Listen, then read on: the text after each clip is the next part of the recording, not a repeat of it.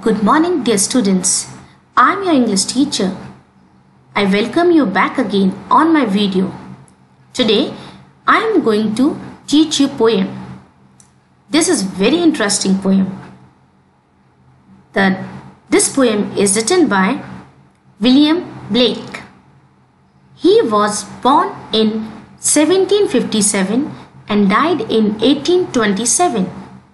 He was an English poet and a painter too. He is considered as one of the greatest artists of Britain.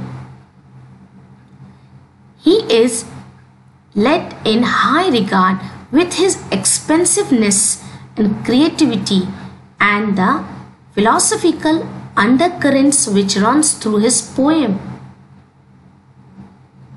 So dear students, the name of the poem is On Another Sorrow, written by William Blake. My dear students, first I am going to read the complete poem for you. Then I am going to make you understand the meaning of the poem through the summary.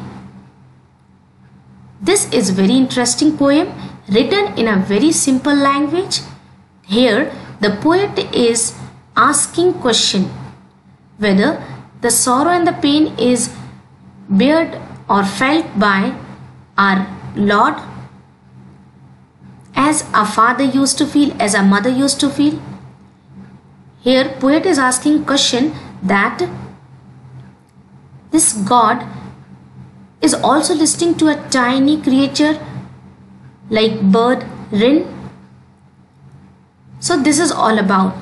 At the end, the conclusion comes that yes, this God is always there with us, sit beside us till the time of sorrow and pain goes away, and he is always with us. So this was all. In short, I have given you, make you understand this poem easily. Now I am going to read the poem. Can I see another woe and not be in sorrow too? Can I see another grief and not seek for kind relief? Can I see a falling tears and not feel my sorrow share?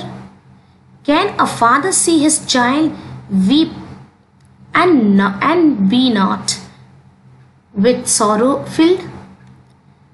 Can a mother sit and hear an infant groan, an infant fear? No, no, never can it be. Never, never can it be. And can he who smiles on all hear the wren with sorrow small? Hear the small bird's grief and care. Hears the woes that infant bear. And not sit beside the next, pouring pity in their breast. And not sit the cradle near, weeping tear on infant's tear.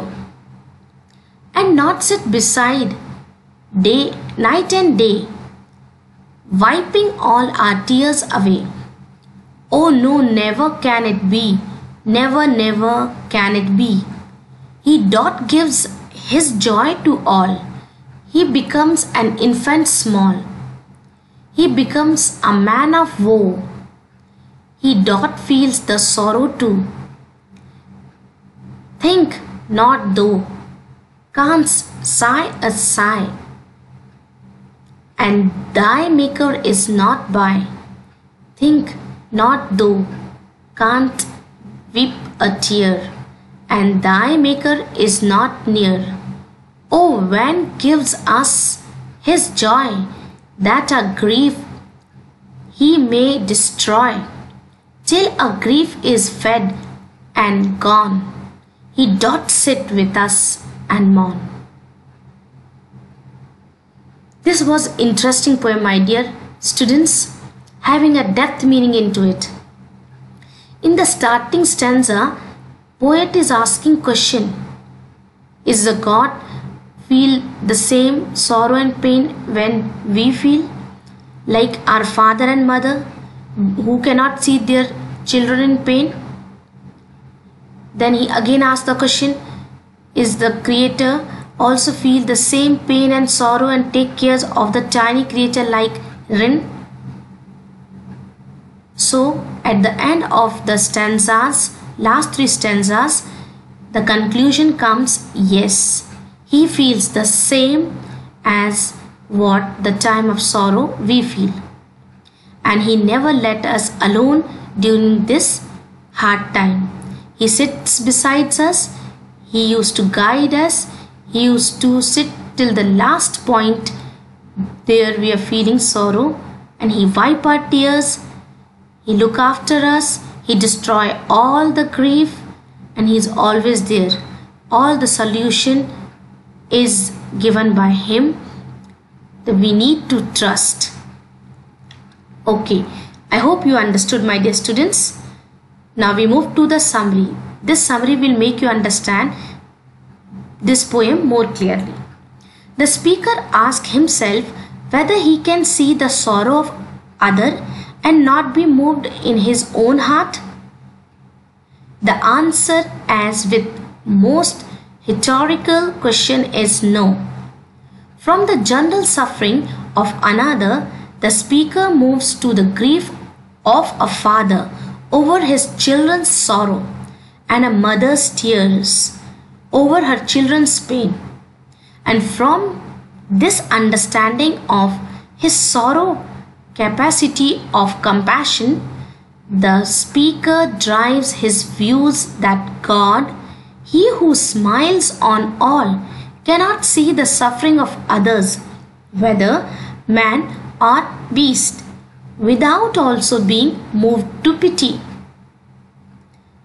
As I made you understand, my dear students, the summary says the same.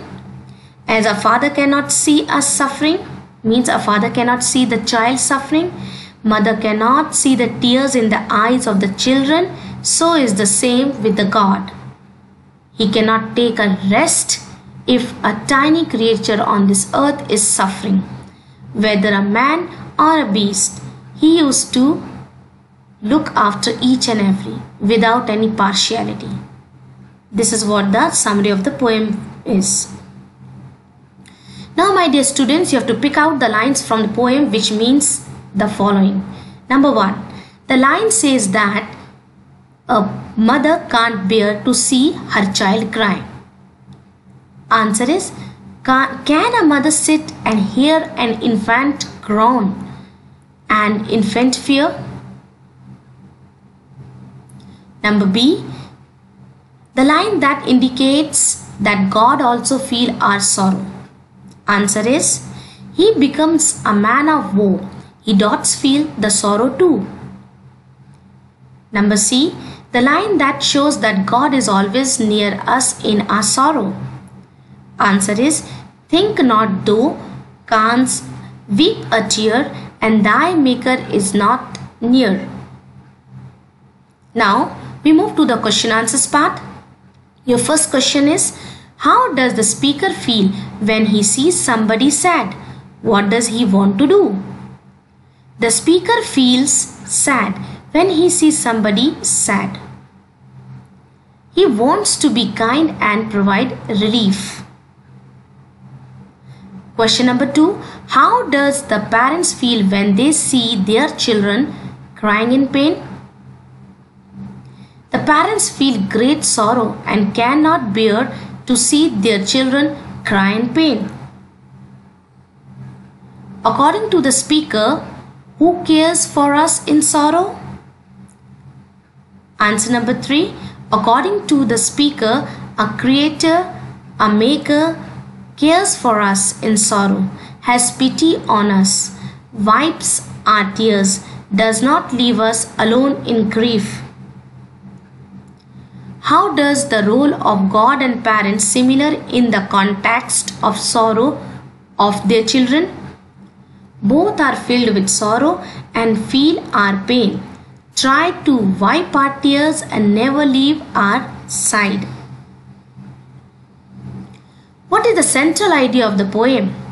The central idea of the poem is that our Maker is benevolent and always stand by our side in time of sorrow and pain.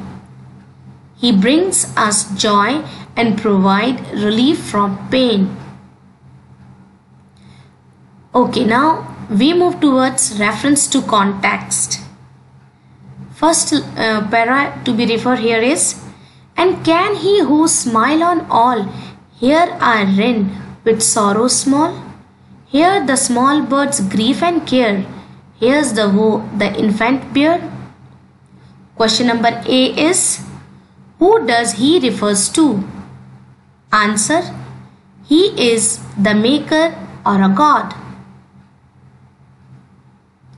Number B, what characteristics of him is talked about in the first line?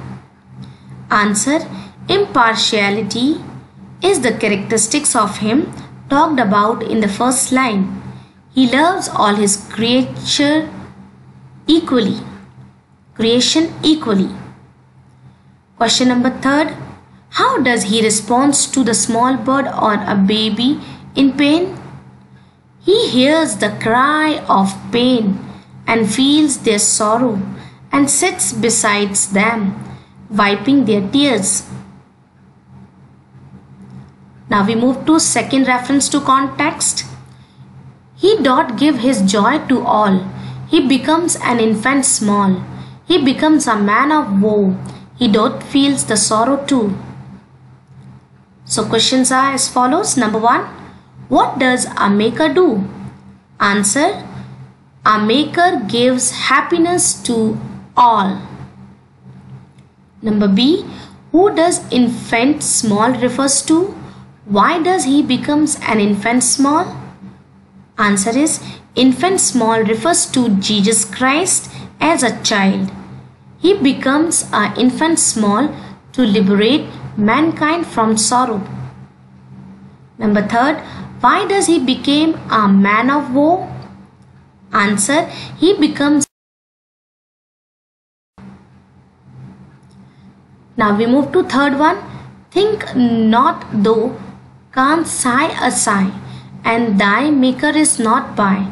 Think not thou canst weep a tear, and thy maker is not near. Question number A, are you alone when you sigh a sigh and weep a tear? Who is with you? Answer is, no, I am not alone. God is always with me.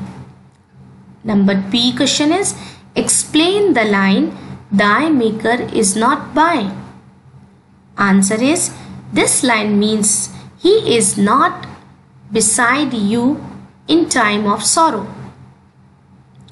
Number C, how does a creator presence help us when we are in pain? Our creator gives us hope, bring joy to us, and take always our sorrow and pain. Okay, last but not the least, we come to the homework part. My dear students, you have to read and understand the poem, about the poet and the summary. Then you need to learn and write in your fair copy your word meaning, question answers and reference to context. So here we have completed our poem. I hope you must have enjoyed. So all the best for the day. Take care, stay home, stay safe but steady. Thank you.